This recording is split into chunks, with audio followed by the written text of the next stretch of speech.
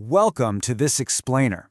We're about to go on a fascinating three-dimensional architectural journey straight into the center of the human body. Have you ever stopped to, actually think about what's going on beneath your skin? Because we're going to systematically unpack the human abdomen today, revealing exactly how much biological machinery is running, twisting, and filtering right at this very second. Let's get into it. Okay, let's kick things off with a pretty relatable childhood myth. Anatomy expert Sam Webster hit the nail on the head when he said, "I assume they must be neatly organized, with a bit of space in between them. Wow, this stuff is really packed in here." We kind of assume our organs have plenty of personal space, right? Almost like neatly arranged items resting on a shelf. But as it turns out, there is literally no extra room in there. They are incredibly squashed together in this tight, constantly shifting 3D puzzle. It's way less of a tidy display case, and much more of an overstuffed suitcase. So here's our game plan. We're going to systematically dissect the abdomen layer by layer. We'll map out the cavity, check out the crowded top layer, unravel the GI tract, uncover some hidden helpers, and finally hit the deep posterior wall. Starting off with Section 1, mapping the cavity and its abdominal boundaries.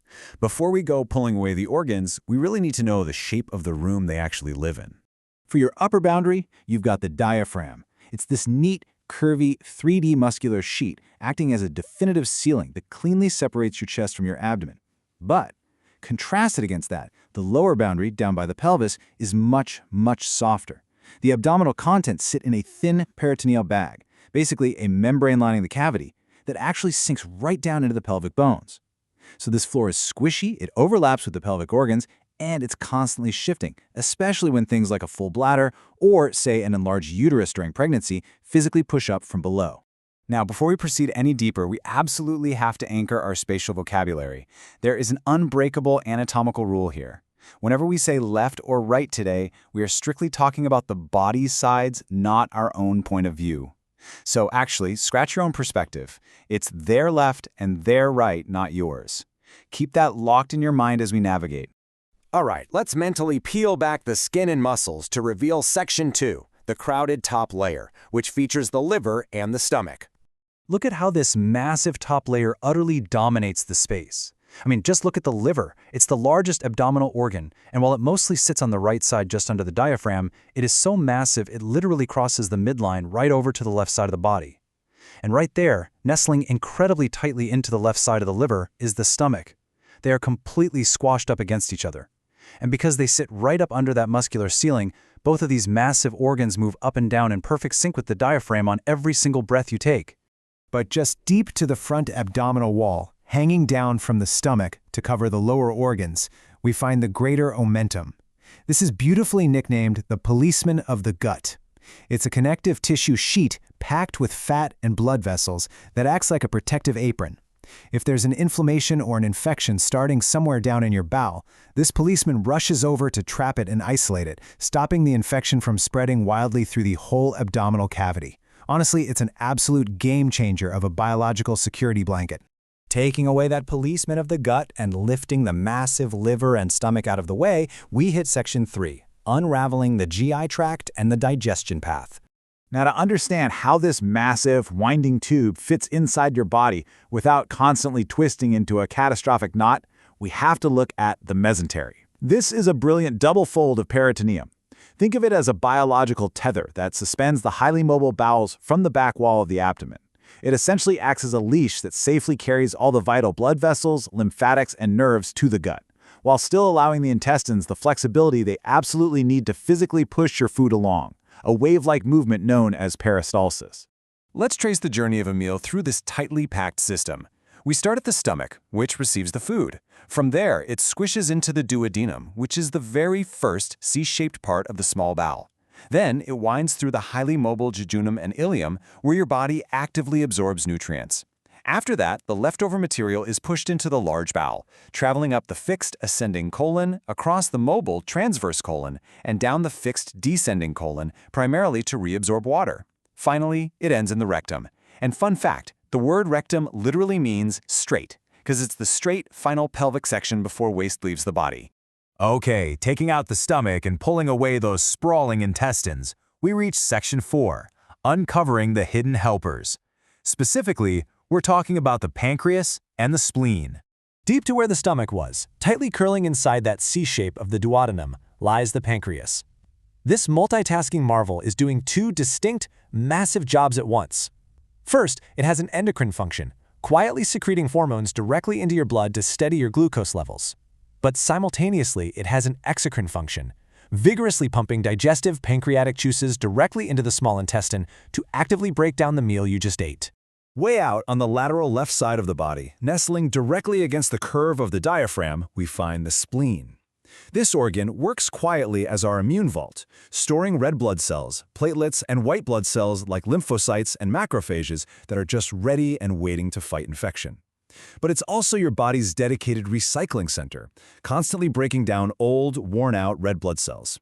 And what does the spleen do with those recycled cells once they are broken down? Well, it sends them straight over to the liver. The liver is an absolute powerhouse. It's responsible for an astonishing 500 different functions.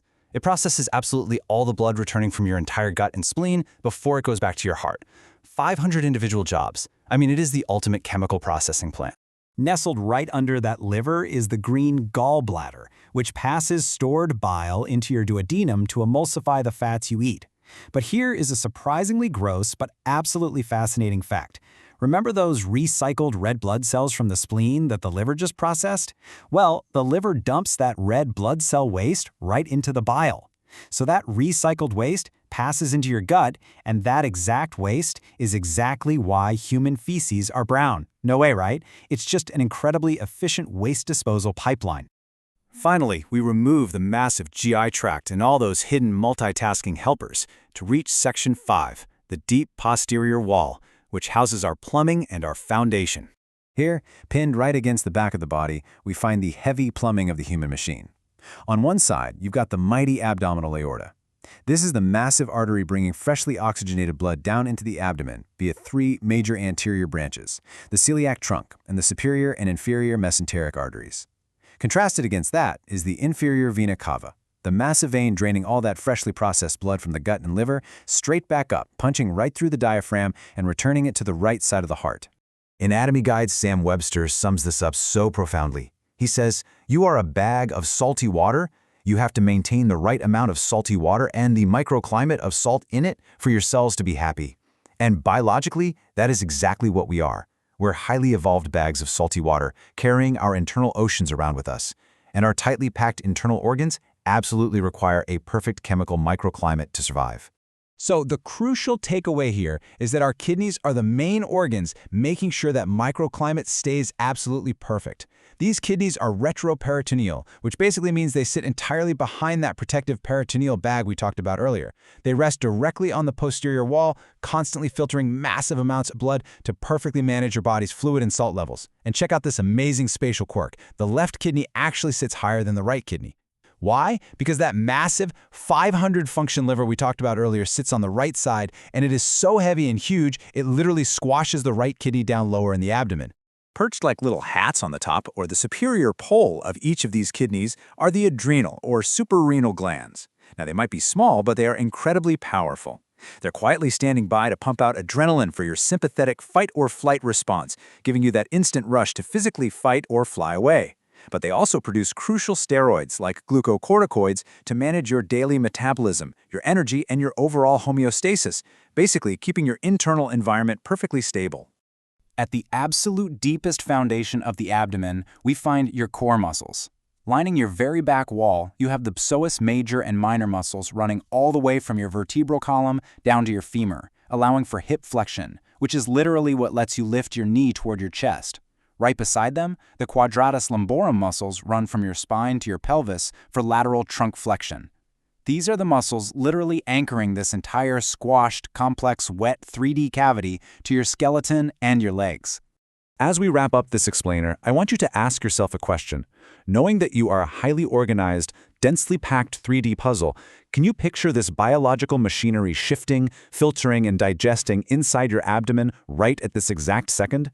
The next time you take a deep breath and feel your diaphragm drop, or the next time you eat a meal, I really hope you can visualize this tightly packed, incredibly efficient machinery shifting and working inside you to keep your bag of